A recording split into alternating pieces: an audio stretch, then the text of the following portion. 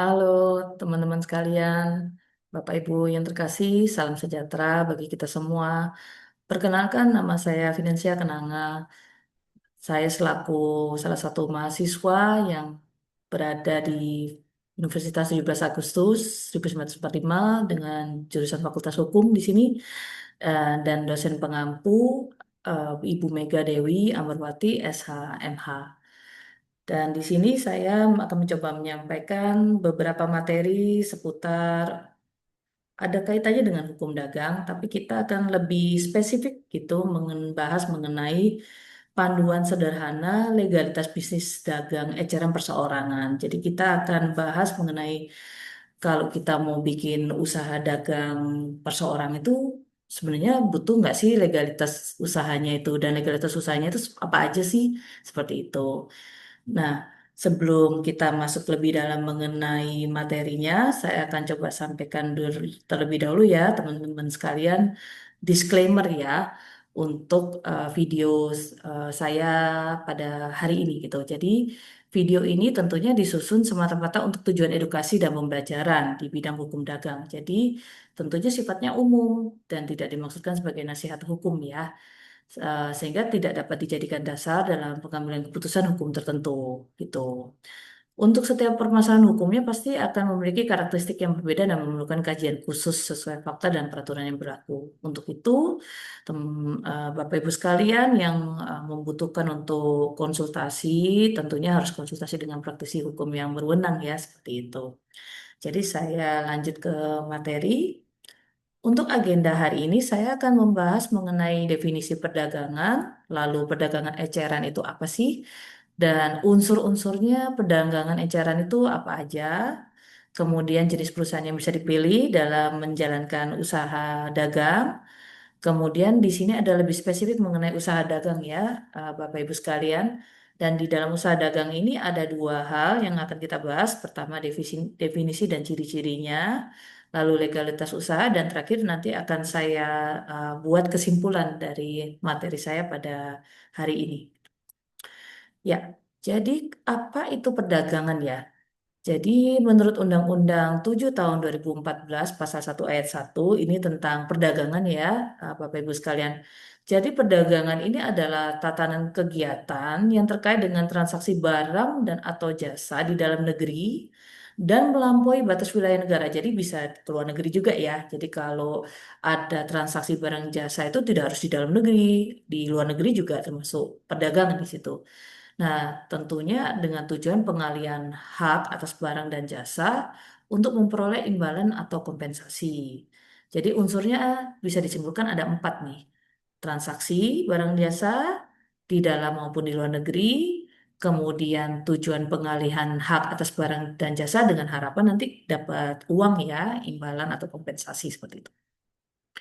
Nah, apa sih perdagangan eceran itu gitu ya?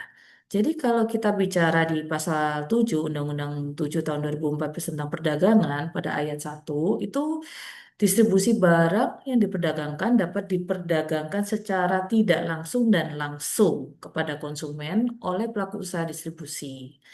Jadi yang dimaksud dengan penjualan langsung ini adalah sistem penjualan barang tertentu bisa melalui jaringan pemasaran yang bekerja sama dengan mitra usaha gitu dan bekerjanya itu atas dasar komisi gitu dan hasil penjualan dan tentunya komisinya itu berdasarkan dari hasil penjualan kepada konsumen seperti itu.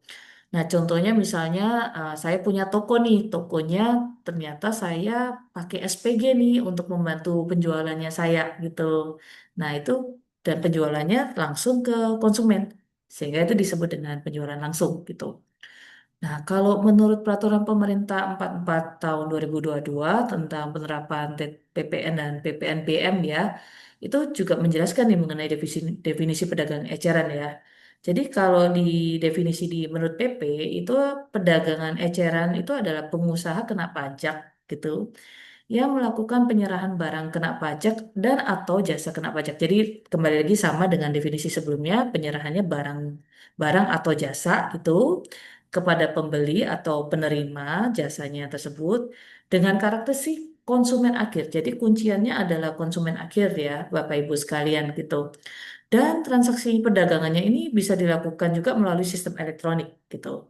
Jadi transaksi perdagangan eceran sudah tidak melulu tradisional lagi, sudah tidak harus ke pasar, ketemu face to face, bahkan melalui sistem elektronik pun seperti marketplace pun juga bisa masuk kategori pedagang eceran. Asal memerlu, asal memenuhi dua kriteria ini, Bapak Ibu sekalian. Satu, yang pertama adalah ada pengusaha. Jadi pengusaha ini tentunya adalah orang yang memproduksi, kemudian memperdagangkan atau menjual barang ya dengan tentunya harapannya bisa mendapatkan imbalan gitu. Dan ciri khas yang kedua adalah konsumen akhir. Jadi Bapak Ibu sekalian, ketika Bapak Ibu sekalian melakukan transaksi penjualan dan penjualan itu kepada konsumen akhir, pada konsumen atau pembeli barang yang langsung menggunakan barang atau jasa Bapak Ibu sekalian, maka itu dapat disebut dengan kategori klasifikasi pedagang eceran, Bapak Ibu sekalian. Contohnya apa sih? Misalnya jasa potong rambut gitu ya. Itu termasuk pedagang eceran Bapak Ibu sekalian. Kemudian salesman yang menjual produk rokok atau sepeda motor itu termasuk pedagang eceran seperti itu. Nah, kalau di sini unsur perdagangan ecerannya dapat disimpulkan ya dari pernyataan-pernyataan sebelumnya ya. Itu ada 5 unsur yang perlu diperhatikan. Jadi kalau pelaku usaha pedagang eceran ini bisa 3 macam Bapak Ibu sekalian. Yang pertama itu adalah perseorangan, yang kedua itu badan usaha tidak berbentuk badan hukum, kemudian yang ketiga itu badan usaha berbadan hukum. Lalu yang kedua, transaksinya jual beli ya, baik barang maupun jasa. Dan yang ketiga, transaksinya dapat dilakukan melalui mitra usaha dengan imbalan dasar komisi atau bonus. Dan keempat, transaksinya juga dapat dilakukan melalui sistem elektronik. Tuh. Dan yang kelima, penyerahan barang jasanya harus kepada konsumen akhir ya, Bapak Ibu sekalian, atau orang yang menggunakan atau mengonsumsi barang jasa langsung. Jadi ini adalah 5 unsur perdagangan eceran ya, gitu. Lantas jenis perusahaan yang dipilih apa saja sih? Jadi kalau seperti yang saya utarakan sebelumnya, kalau kita mau menjalankan usaha dagang, itu kita bisa memilih 2 bentuk ya Bapak Ibu sekalian. Jadi yang pertama adalah badan usaha tidak berbentuk badan hukum, dan yang kedua adalah badan usaha berbentuk badan hukum. Jadi kalau di badan usaha tidak berbentuk badan hukum itu dibagi menjadi 2, Bapak Ibu sekalian, perseorangan. Jadi perseorangan itu adalah perusahaan perseorangan seperti usaha dagang. Biasa nanti saya akan jelaskan mengenai apa itu usaha dagang ya. Dan yang kedua adalah non perseorangan yang meliputi persekutuan perdata, firma, serta perusahaan komoditor atau kita kenal dengan CV. Sedangkan di badan usaha berbentuk badan hukum itu kita bentuknya adalah PT, yayasan, dan koperasi. Kali ini di dalam materi saya kita akan lebih dalam membahas mengenai perusahaan perseorangan atau yang sering dikenal dengan usaha dagang atau UD. Nah, apa sih usaha dagang itu gitu ya? Jadi kalau menurut teori yang disampaikan oleh Al Musawir dan kawan-kawan, perusahaan perseorangan itu merupakan jenis perusahaan yang didirikan, dimiliki dan dioperasikan oleh satu orang. Jadi Bapak Ibu sekalian bisa digarisbawahi perusahaan didirikan, dimiliki dan dioperasikan oleh satu orang. Jadi hanya satu orang ini yang bertanggung jawab, yang memimpin, yang memiliki perusahaan tersebut gitu. Nah, sehingga pemilik perusahaan tersebut yang satu orang itu bertanggung jawab atas seluruh kekayaan harta perusahaan sehingga tanggung jawabnya itu terhadap utang itu menjadi tidak terbatas. Dengan kata lain, harta kekayaan pribadinya ketika misalnya perusahaan yang dia dirikan ini ternyata ada hutang yang belum bisa terbayar dengan kekuatan finansial dari perusahaan, maka eh, secara langsung itu juga kekayaan pribadi atau aset pribadi yang dimiliki oleh pelaku usaha satu orang ini itu akan ikut terseret, teman-teman, untuk digunakan pembayaran utang untuk digunakan pertanggungjawab sebagai bentuk pertanggungjawaban atas perusahaan yang dia dirikan gitu. Nah, perusahaan perseorangan ini itu sering dikenal dengan usaha dagang seperti itu. Nah, bagaimana sih ciri-ciri usaha dagang ya? Jadi kalau menurut Diana Setiawati dan kawan-kawan itu usaha dagang itu memiliki beberapa karakteristik. Jadi di sini ada 8 karakteristik ya, Bapak Ibu sekalian ya. Yang pertama adalah satu, tadi jelas ya didirikan dan dijalankan oleh satu orang pengusaha. Kedua, modal usahanya juga berasal dari pengusaha yang bersangkutan gitu. Ketiga, pendirian usahanya dilakukan berdasarkan kehendak pribadi pengusaha. Jadi karena yang mendirikan satu orang ya otomatis atas kehendak satu orang tersebut gitu ya. Yang keempat, tidak berbentuk badan hukum serta tidak termasuk dalam bentuk persekutuan maupun perkumpulan. Jadi kalau persekutuan atau perkumpulan itu artinya ada lebih dari satu orang ya yang join ya dalam membentuk suatu usaha ya, suatu perusahaan ya, seperti itu. Tapi di sini hanya satu orang, gitu. Kemudian tidak ada pemisahan antara kekayaan pribadi pengusaha dan kekayaan usaha. Jadi seperti yang saya sampaikan sebelumnya, jadi apabila ada terjadi satu hutang yang belum bisa diselesaikan oleh pengusaha tersebut, maka kekayaan pribadi pengusaha tersebut akan ikut terseret untuk membereskan hutang yang dilakukan oleh pengusaha tersebut gitu. Yang keenam, seluruh resiko dan keuntungan usaha menjadi tanggung jawab penuh pengusaha. Kemudian yang ketujuh, pengusaha wajib menyelenggarakan pencatatan keuangan, termasuk pemenuhan kewajiban pajak dan retribusi daerah. Dan yang terakhir dalam 8, itu tentunya dalam menjalankan usahanya, pengusaha itu tidak sendirian ya. Biasanya pasti akan dibantu oleh sejumlah pekerja. Jadi misalnya kalau contoh yang Bapak Ibu sekalian bisa lihat kalau buka toko kelontong, pasti tentunya ada para pekerjanya atau para mitranya di situ ya. Atau kadang-kadang ada SPG gitu ya.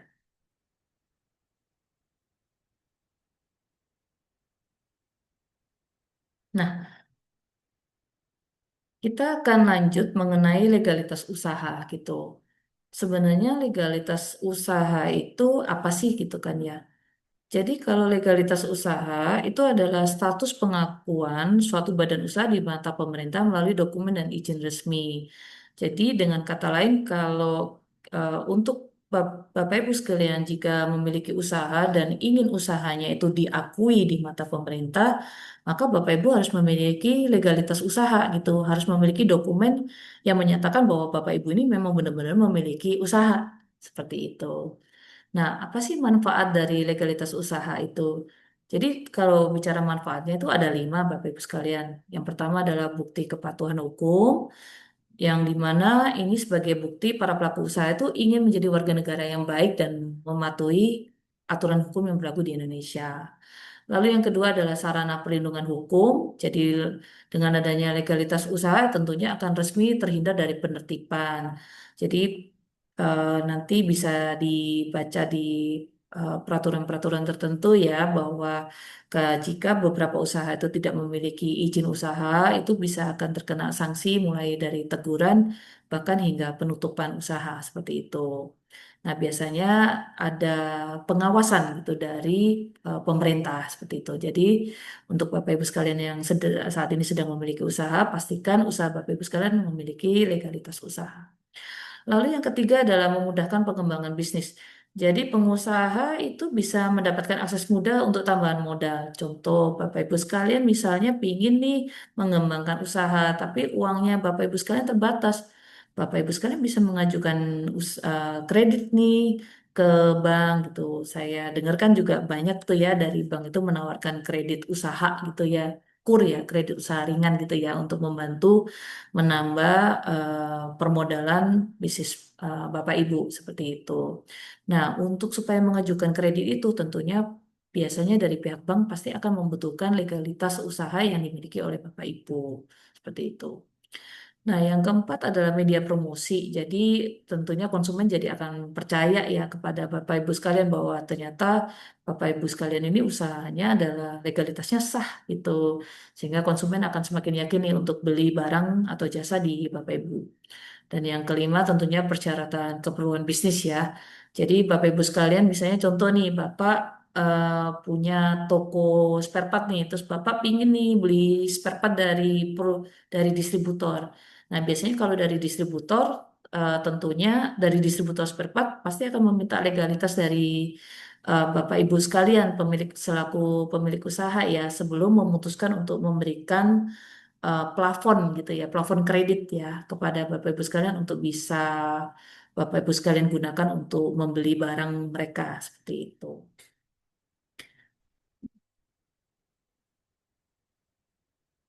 Nah, kalau kita bicara legalitas usaha sendiri, itu ada 5 yang perlu kita perhatikan ya pada umumnya.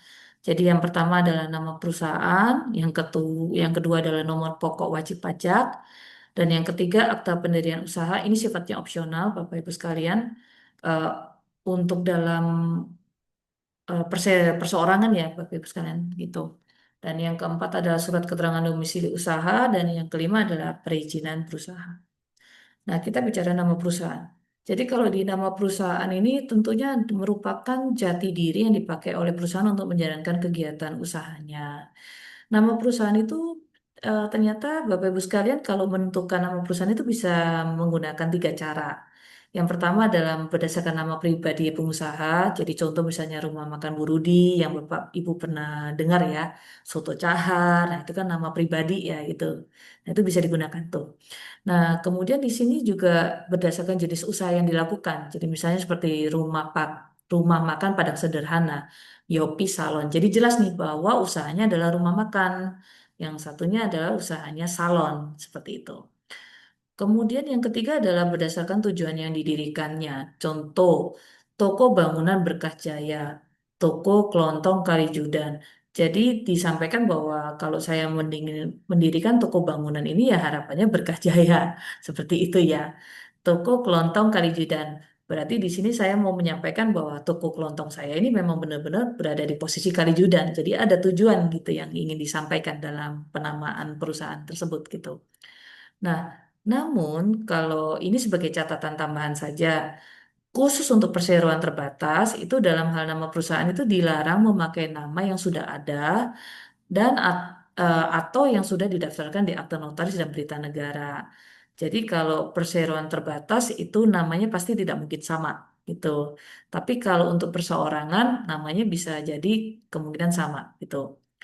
Nah, kalau tadi tadi kita bicara PT, nah untuk perseorangan sendiri seperti yang saya sebutkan bebas gitu.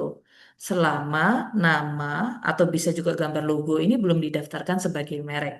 Jadi kalau Bapak Ibu sekalian bisa pakai nama apapun, gambar apapun selama nama atau gambar tersebut itu belum didaftarkan sebagai merek. Karena kalau sudah didaftarkan sebagai merek, maka nanti Bapak Ibu sekalian tidak boleh pakai nama atau logo tersebut. Nanti dianggap Bapak Ibu sekalian melakukan plagiasi ya, Bapak Ibu sekalian. Tuh. Nah, nomor pokok wajib pajak. Jadi kalau menurut Undang-Undang Nomor 6 Tahun 1983 yang dirubah dengan beberapa kali ketentuan, yang terakhir di Undang-Undang 7 Tahun 2021 tentang harmonisasi pajak ya. Jadi wajib pajak itu adalah orang pribadi atau badan yang meliputi pembayar pajak, pemotong pajak, pemungut pajak, dan mempunyai hak dan kewajiban perpajakan sesuai dengan ketentuan perundang-undangan. Nah, nomor pokok wajib pajak atau NPWP itu adalah nomor yang diberikan kepada wajib pajak sebagai sarana dalam administrasi perpajakan sebagai tanda pengenal diri. Jadi tadi seperti yang saya sampaikan di peraturan pemerintah nomor 44 sebelumnya bahwa setiap pengusaha tentunya pasti adalah wajib pajak. Sehingga usaha apapun yang dilakukan itu pasti akan mengandung unsur pajak seperti itu. Untuk itu, eh, sebagai warga negara Indonesia yang taat terhadap peraturan, maka setiap pengusaha wajib memiliki nomor pokok wajib pajak seperti itu. Nah, nomor pokok wajib pajak bagi wajib pajak orang pribadi itu adalah merupakan penduduk Indonesia yang menggunakan nomor induk kependudukan atau KTP. Jadi, Bapak Ibu sekalian, syarat utamanya adalah pastikan punya KTP dulu, gitu. Setelah punya KTP, silakan Bapak Ibu sekalian segera daftarkan nomor pokok wajib pajak. Nah, di ini mungkin ini menambahkan ya Bapak Ibu sekalian bahwa sebelumnya nomor pokok wajib pajak itu kan ada tersendiri gitu ya nomornya gitu kan.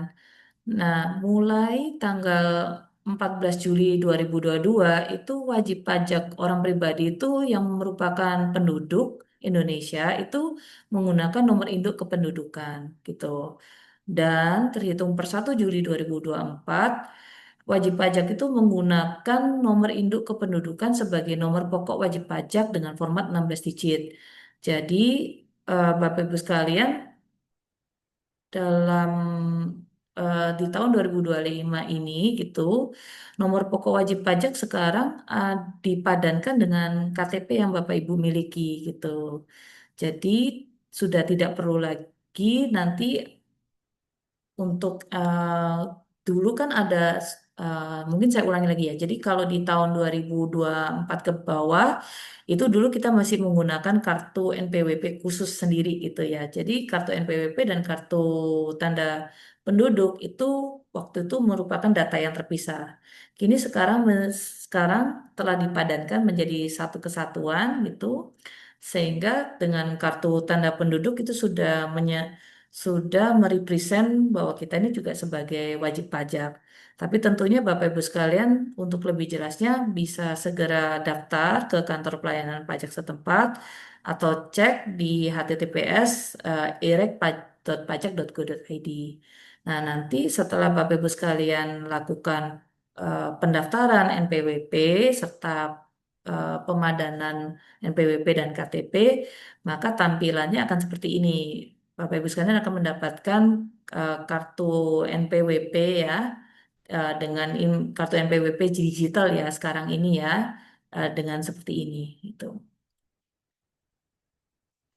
Nah, kita bicara akte pendirian usaha. Jadi seperti yang saya sampaikan sebelumnya, untuk usaha dagang atau perusahaan perseorangan itu tidak diatur secara spesifik di dalam peraturan perundang-undangan mengenai akte pendirian usahanya gitu ya. Jadi dalam pendirian usaha dagang ini dapat memilih untuk dibuatkan akte otentik di notaris atau tidak. Jadi dapat memilih gitu. Eh, karena dapat memilih ya tentunya kembali lagi ke kehendak dari pemilik usaha sendiri ya gitu. Nah, akte pendirian sendiri itu memuat anggaran dasar usaha dagang yang meliputi beberapa hal. Yang pertama, nama usaha dagangnya, lalu tempat domisili usahanya di mana, jangka waktu usaha. Mungkin jadi pertanyaannya, loh, jangka waktu usaha kenapa harus disebutin ya gitu. Saya kan pasti pengen selamanya ya. Tentu, pasti semuanya kan pengen selamanya gitu. Tapi bisa jadi ada beberapa kondisi yang usahanya mungkin hanya dibangun cuma sebentar aja gitu. Jadi kembali lagi itu diserahkan kepada pelaku usaha. Dan yang keempat adalah maksud dan tujuan yang berisi lingkup usaha. Jadi maksudnya adalah Bapak Ibu sekalian itu pingin usaha apa sih gitu kan ya. Kalau usaha dagang, oke dagang apa nih? Dagang barang bagaimana nih gitu kan. Dagang barangnya apakah eceran ataukah dagang barangnya grosiran gitu ya. Nah, kalau misalnya dagang barang eceran, dagang barangnya apa saja nih? Apakah dagang sepeda motor, apakah dagang sabun, apakah dagang makanan? Nah, itu diatur tuh di dalam klasifikasi baku lapangan usaha Indonesia itu untuk eh, jenis-jenis usahanya seperti itu. Nah, kemudian tentunya modal usaha dan yang terakhir adalah pembukuan dan tahun buku usaha. Nah, legalitas selanjutnya adalah mengenai surat keterangan domisili usaha atau SKDU. Jadi kalau surat keterangan domisili usaha itu merupakan dokumen identitas yang dikeluarkan oleh kelurahan yang menyatakan letak dan alamat sebuah perusahaan. Dan setiap kota atau kabupaten itu memiliki ketentuan masing-masing dalam membuat surat keterangan domisili usaha. Di sini saya akan coba sampaikan contoh dari Surabaya Single Window ya. Jadi di sini juga saya lampirkan juga untuk nama websitenya yang bisa diakses. Jadi Bapak Ibu sekalian bisa lihat untuk membuat surat keterangan domisili usaha ini ternyata ada berbagai legalitas usaha nih yang diperlukan. Jadi misalnya seperti akte pendirian, kemudian identitas kependudukan penanggung jawab dalam hal ini KTP ya, eh, KTP atau KK juga bisa. Terus ini ada fotokopi KTP, foto lokasi usahanya, serta dokumen legal penggunaan alamat usaha. Jadi misalnya contoh ternyata lokasi usahanya adalah sewa, ya bisa disampaikan di sini perjanjian sewa dari usaha tersebut ya gitu, lokasi usaha tersebut. Nah, kemudian kita lanjut ke perizinan berusaha berbasis risiko itu. Jadi kalau di perizinan berusaha berbasis risiko itu kita menggunakan PP 28 tahun 2025 tentang penyelenggaraan perizinan berusaha berbasis risiko. Nah, di dalam pasal 1 ayat 3 itu perizinan berusaha adalah legalitas yang diberikan kepada pelaku usaha untuk memulai dan menjalankan usaha dan atau kegiatannya. Jadi, Bapak Ibu sekalian, kalau sebelum menjalankan usaha atau kegiatannya, pastikan Bapak Ibu sekalian memiliki legalitas usaha sebelumnya serta perizinan berusaha. Seperti itu. Nah, tidak itu juga ditegaskan dalam pasal 4. Jadi, untuk melakukan kegiatan usaha, pelaku usaha wajib memiliki perizinan berusaha gitu. Nah, di pasal 124, perizinan berusaha itu dilakukan berdasarkan tingkat risiko dan peringkat skala kegiatan usaha. Dalam pasal 128 ayat 1, kegiatan usaha dibagi menjadi tiga kriteria. Yang pertama adalah tingkat risiko rendah, yang kedua tingkat risiko menengah, menengah rendah dan menengah tinggi, dan yang ketiga adalah tingkat risiko tinggi. Nah, usaha dagang eceran dengan skala usaha mikro kecil pada umumnya itu berada di tingkat risiko rendah gitu. Nah, kembali lagi ini adalah menurut keyakinan saya, Bapak Ibu sekalian. Jadi kalau bicara usaha mikro kecil, itu ada ketentuannya dan ketentuannya bisa dilihat di PP 7 tahun 2021 itu. Usaha mikro kecil itu bisa dilihatnya dari jenis produk dan bisa dilihat dari modalnya tentunya ya, seperti itu. Jadi di perizinan berusaha itu akan menghasilkan namanya nomor induk berusaha. Nomor induk berusaha atau yang dikenal dengan NIB itu adalah bukti registrasi atau pendaftaran pelaku usaha untuk melakukan kegiatan usaha dan sebagai identitas bagi pelaku usaha dalam pelaksanaan kegiatan usahanya. Tadi sempat saya sebutkan ya bahwa legalitas usaha itu adalah legalitas usaha itu adalah dokumen yang menunjukkan bahwa usaha kita itu sah di mata pemerintah gitu. Nah, NIB ini adalah salah satu bukti nyata bahwa usaha kita ini ada gitu di mata pemerintah seperti itu. Nah, cara daftar izin UAM izinnya bagaimana sih kalau via OSS gitu ya? Jadi kalau yang pertama adalah pelaku usaha tentunya mengakses halaman OSS untuk memperoleh akun pengguna. Terus yang kedua adalah pelaku usaha melakukan pendaftaran dan mengisi data. Yang ketiga, pastikan untuk klasifikasi usaha yang dipilih untuk perdagangan eceran adalah perdagangan kecil gitu. Dan yang keempat, pastikan pula jenis produk yang diperdagangkan serta modal tidak melebihi ketentuan dari klasifikasi usaha mikro kecil. Jadi bisa dilihat di PP 7 tahun 2021. Nah, setelah Bapak Ibu sekalian melakukan pengisian data secara lengkap, OSS akan menerbitkan NIB bagi pelaku usaha. Jadi, OSS itu merupakan online single submission, sistem yang disediakan oleh pemerintah, Bapak Ibu sekalian, untuk bisa Bapak Ibu sekalian akses dalam rangka pengajuan izin usaha yang terhadap usaha yang Bapak Ibu miliki. Nah, ini adalah contoh-contoh eh, online single submission yang saya sebutkan. Saya ambil dari sumbernya di https oss.go.id. Jadi ternyata Bapak Ibu sekalian cukup mudah ya, bisa diakses di mobile phone, di aplikasi, kemudian juga bisa di website sendiri. Dan setelah Bapak Ibu sekalian melakukan pengisian dan melengkapi ketentuan legalitas yang diminta oleh oss.go.id, nanti akan diterbitkan nomor induk berusaha. Jadi ini adalah nomor induk berusaha yang saya ambil sumbernya dari oss.go.id sebagai salah satu contoh untuk Bapak Ibu bisa ada bayangan bahwa nanti oh dokumen yang harus saya miliki seperti ini. Tuh. Nah, jadi apa sih kesimpulannya kalau dalam materi saya pada hari ini? Yang pertama adalah perdagangan eceran perseorangan itu adalah kegiatan jual beli kepada konsumen akhir yang dapat dilakukan secara langsung maupun melalui sistem elektronik oleh pelaku usaha perseorangan gitu. Dan yang kedua, bentuk usaha yang umum digunakan adalah usaha dagang yang tidak berbadan hukum dan menempatkan seluruh tanggung jawab usahanya kepada pemilik. Gitu. Kemudian yang ketiga adalah meskipun pendiriannya tidak diatur secara khusus, pelaku usaha ini tetap wajib memperhatikan legalitas usaha sebagai bentuk kepatuhan hukum, perlindungan hukum, serta sarana pengembangan bisnis. Dan yang terakhir adalah legalitas usaha yang perlu dipenuhi meliputi nama usaha atau nama perusahaan yang sebelumnya saya sampaikan, kemudian NPWP dengan menggunakan nomor induk kependudukan atau KTP, kemudian surat keterangan domisili usaha, perizinan berusaha berbasis risiko berupa nomor induk berusaha atau NIB melalui OSS. Gitu. Ya, jadi pemenuhan legalitas ini menjadi pondasi penting ya Bapak Ibu sekalian ya, agar nantinya usaha dagang eceran yang Bapak Ibu miliki dapat berjalan secara sah, aman, dan berkelanjutan. Demikian materi saya pada hari ini. Terima kasih banyak atas perhatian dari Bapak Ibu sekalian. Mohon maaf apabila ada kekurangan dari materi ini. Bisa tambahkan, bisa Bapak Ibu sekalian kasih komentar atau masukan untuk nantinya jadi perbaikan ke depannya jauh lebih baik. Silakan isi di kolom komentar ya. Tuh. Kalau gitu saya pamit dulu Bapak Ibu sekalian. Terima kasih.